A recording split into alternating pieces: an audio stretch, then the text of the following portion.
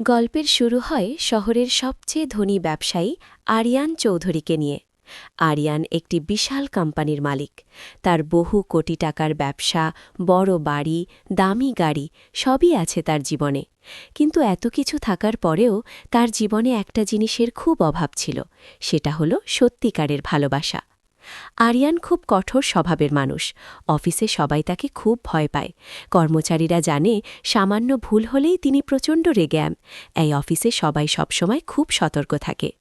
তার অফিসে শৃঙ্খলা খুব কড়া। সময়মতো কাজ না হলে কারোর রেহাই নেই। তাই কর্মচারীরা তাকে সম্মান করলেও ভিতরে ভিতরে ভয় পায়। অন্যদিকে এই বিশাল সাফল্যের মাঝেও আরিয়ান অনেক সময় নিজেকে খুব একা মনে করত। বড় বাড়ি, অনেক টাকা সবকিছু থাকলেও তার জীবনে ছিল না এমন কেউ যে তাকে সত্যিকারের বুঝবে। এই কোম্পানিতেই কাজ করে মায়া, এক গরিব পরিবারের মেয়ে। মায়া খুব সাধারণ জীবনযাপন করে। ছোট্ট একটা ভাড়া বাসায় থাকে তার অসুস্থ মা ও ছোট ভাইকে নিয়ে। সংসারের সব দায়িত্ব প্রায় তার কাঁধেই। সংসার চালানোর জন্যই তাকে এই চাকরি করতে হয়। মায়া খুব পরিশ্রমী এবং ভদ্র স্বভাবের। অফিসে সবাই তাকে খুব পছন্দ করে। কেউ যদি কোনো সমস্যায় পড়ে, মায়া সবসময় সাহায্য করার চেষ্টা করে। কিন্তু নিজের কষে কথা সে কখনো কাউকে বলে না। সবসময় হাসি মুখে কাজ করে।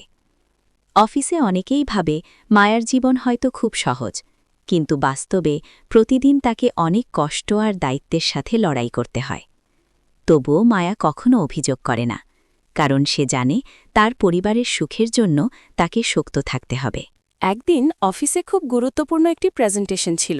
সেই প্রেজেন্টেশন তৈরি করার দায়িত্ব ছিল মায়ার ওপর। কিন্তু হঠাৎ তার মা খুব অসুস্থ হয়ে পড়ে। মাকে হাসপাতালে নিয়ে যেতে গিয়ে সে প্রেজেন্টেশনটা ঠিকমতো শেষ করতে পারেনি। পরদিন অফিসে এসে মায়া খুব ভয় পাচ্ছিল, কারণ সে জানত বস যদি জানতে পারেন তাহলে খুব রাগ করবেন। মিটিং শুরু হওয়ার পর প্রেজেন্টেশনে কিছু ভুল দেখে আরিয়ান প্রচণ্ড রেগে যায়। সবার সামনে সে মায়াকে খুব বকাঝকা করে। মায়া কিছু বলতে চাইলেও সে সুযোগ পায় না। সবার সামনে অপমানিত হয়ে তার চোখে পানি চলে আসে। শেষ পর্যন্ত সাহস করে সে বলে, স্যার, আমি দুঃখিত, কাল আমার মা খুব অসুস্থ ছিল, তাই হাসপাতালে যেতে হয়েছিল। এই কথা শুনে পুরো ঘরটা হঠাৎ নীরব হয়ে যায়। মায়ার কথা শুনে আরিয়ান কিছুক্ষণ চুপ করে থাকে। তারপর সে মিটিং শেষ করে দেয়। সেদিন প্রথমবারের মতো সে বুঝতে পারে সব ভুলই ইচ্ছা করে হয় না। এরপর থেকে সে মায়াকে একটু অন্যভাবে দেখতে শুরু করে। সে লক্ষ্য করে মেয়েটা কত পরিশ্রম করে। মায়া শুধু নিজের কাজই করে না, অন্যদের কাজেও সাহায্য করে। কখনো কারো সাথে খারাপ ব্যবহার করে না। একদিন অফিস থেকে বের হওয়ার সময় হঠাৎ বৃষ্টি শুরু হয়।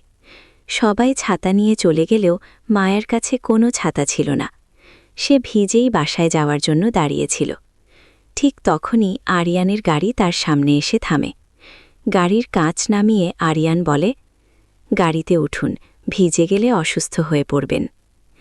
মিটিং শুরু হওয়ার পর প্রেজেন্টেশনে কিছু ভুল দেখে আরিয়ান প্রচণ্ড রেগে যায়। সবার সামনে সে মায়াকে খুব বকাঝকা করে। মায়া কিছু বলতে চাইলেও সে সুযোগ পায় না।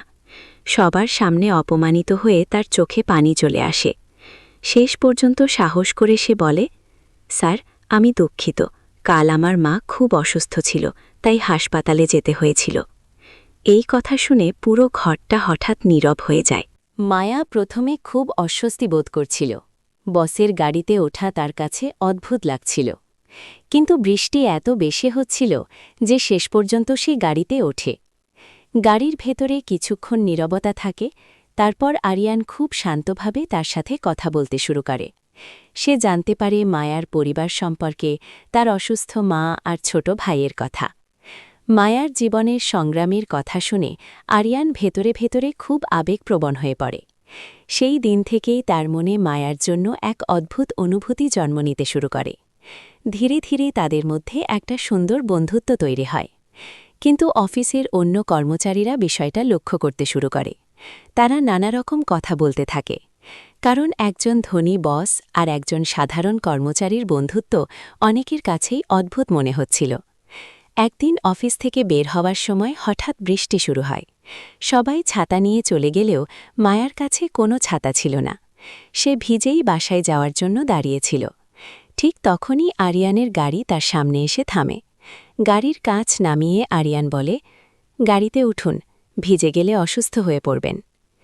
মিটিং শুরু হওয়ার পর প্রেজেন্টেশনে কিছু ভুল দেখে আরিয়ান প্রচণ্ড রেগে যায়। সবার সামনে সে মায়াকে খুব বকাঝকা করে। মায়া কিছু বলতে চাইলেও সে সুযোগ পায় না। সবার সামনে অপমানিত হয়ে তার চোখে পানি চলে আসে। শেষ পর্যন্ত সাহস করে সে বলে, স্যার, আমি দুঃখিত। কাল আমার মা খুব অসুস্থ ছিল, তাই হাসপাতালে যেতে হয়েছিল। এই কথা শুনে পুরো ঘরটা হঠাৎ নীরব হয়ে যায়। একদিন কোম্পানির বোর্ড মিটিংয়ে আরিয়ানের বাবা এই বিষয়টি জানতে পারেন। তিনি খুব রেগে যান এবং আরিয়ানকে ডেকে বলেন, তুমি একটা বড় কোম্পানির মালিক, একজন গরিব কর্মচারীর সাথে সম্পর্ক আমাদের পরিবারের জন্য অপমান। এই কথা শুনে আরিয়ান খুব কষ্ট পায়, কিন্তু সে জানত সে মায়াকে সত্যিই ভালোবাসতে শুরু করেছে। অন্যদিকে মায়াও বুঝতে পারে এই সম্পর্কের কারণে আরিয়ান অনেক সমস্যায় পড়ছে। তাই একদিন সে চুপচাপ চাকরি ছেড়ে দেয়। কাউকে কিচ্ছু না বলেই সে শহর ছেড়ে চলে যায়। যখন আরিয়ান এটা জানতে পারে তখন সে ভেঙে পড়ে। সে বুঝতে পারে মায়া ছাড়া তার জীবন অসম্পূর্ণ। তাই সে মায়াকে খুঁজতে শুরু করে।